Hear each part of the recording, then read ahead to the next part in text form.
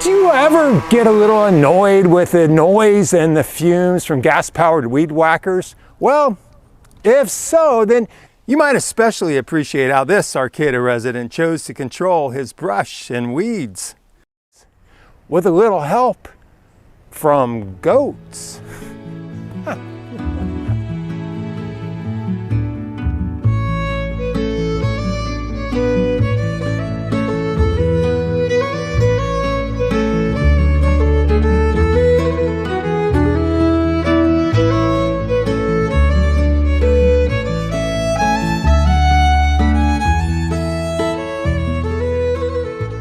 Hey, you guys, thanks so much for having me here today. It's good to see you. It's good to see you. Yeah, great, thanks. So, what do you have going on here?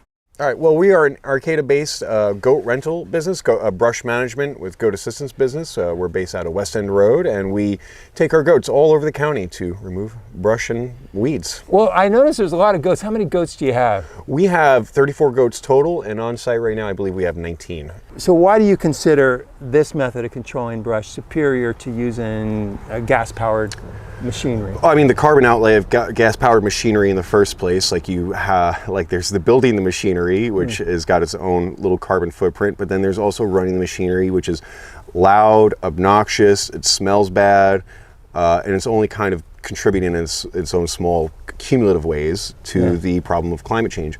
Whereas our goats, the only carbon outlay we really have on them is the gas that we consume to move them from spot A to spot B and to spot C. We do follow them with our own power tools, but these are all battery-powered, electric power tools.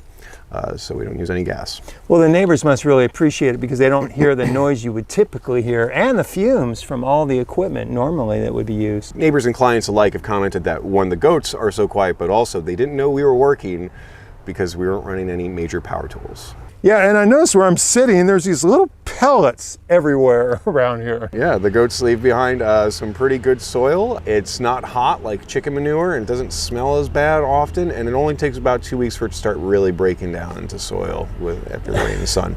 How do you keep the goats from wandering off into other areas? Well, that depends on the demands of the job. In some places people have fencing where we can just let them in and wander around. But in cases like this, what we'll end up doing is we'll put them on a tethering line so that way they can guide themselves along the brush. So one of your jobs during the day is after you get the goats all tethered up, you just watch the goats? I watch them, I take care of them and make sure they're safe. Or I may have to cut down some more vines so that they can have access to greener stuff. How long will it take them to clear all the weeds out of this lot? On this lot here, it'd take about 19 goats, about 2.5 days. Okay, so you're about halfway through it right now. Yes, sir.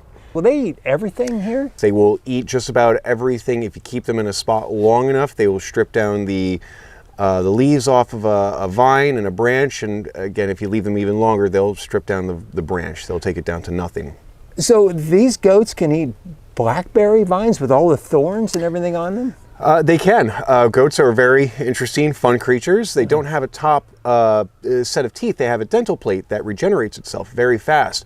And not only that, but goats are xylotic. They like to eat wood, so they not just can eat the thorns, but they like to eat the thorns. It's good for them. I was visiting some of your goats. They seem really gentle. But yes, all of our goats are very sweet. We try to foster good, benevolent goat relations between them and ourselves, because they see us as a goat. They see us as top goat, and so we have to be a benevolent top goat to set an example for all the other goats who are higher in the pecking order than the other goats. You somehow communicate to the goats you're going to do this and this, and they follow? They listen to our commands. They also know their names. A goat is as smart as a dog. They're just not servile or obedient like a dog. So you pet them and talk to them? Absolutely, all the time. Do you guys need to go tend to them right now?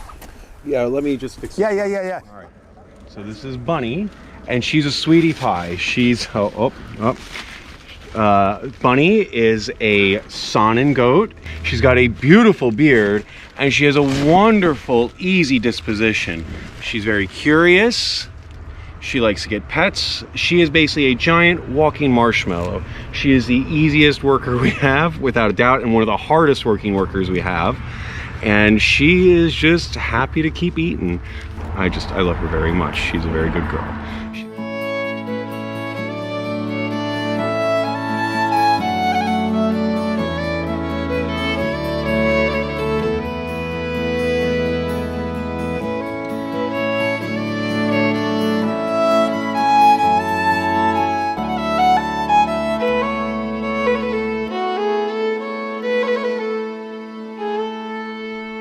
Well, George, this is great. The way you're clearing this weedy lot using goats. It's a nice way to get the job done, you know, without having to hire the whole crew of weed eaters and coming through. And they're sweet guys and they're sweet animals, and why not?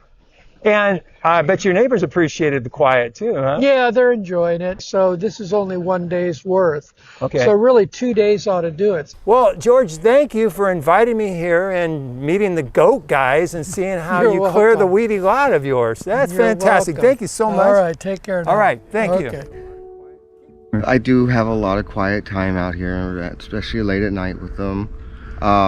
Most of the time they're asleep, so I don't, my job at that point is just to keep an eye on them and make sure they're okay and there's no predators around that it's going to hurt them. And then I just usually go to lay down and close my eyes for a little bit and then wake up.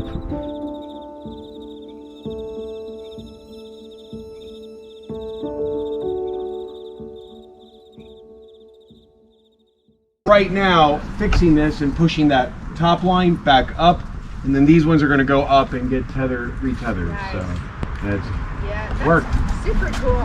Thank you. What a great idea for a business. Yeah, there is a certain romantic appeal to it. It is a lot of hard work, but you can't cut corners on it, and sometimes there's just no getting around that you have to untangle a goat, or that you have to get up there and you have to cut back some bramble that they've stripped clear so they can get to more of it. It doesn't matter how steep the hill is, you just have to kind of do it. But at the same time, it is idyllic. I get to stand out here in the weather all day and watch some goats and watch them eat and just enjoy the placid zen of it all.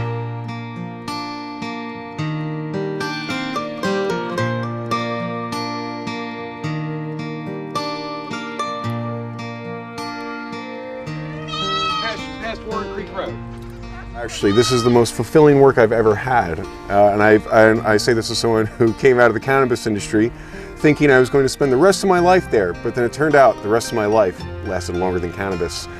And so this was my pivot a couple years ago out of that, for sure, when I started getting my stuff together and thinking about what I wanted to do and how I wanted to contribute to the community around me, because this is where we live. Basically, I feel like I'm giving back to Arcata because, Arcata's given me a lot. We only get one life and one world, so why not make the best of it?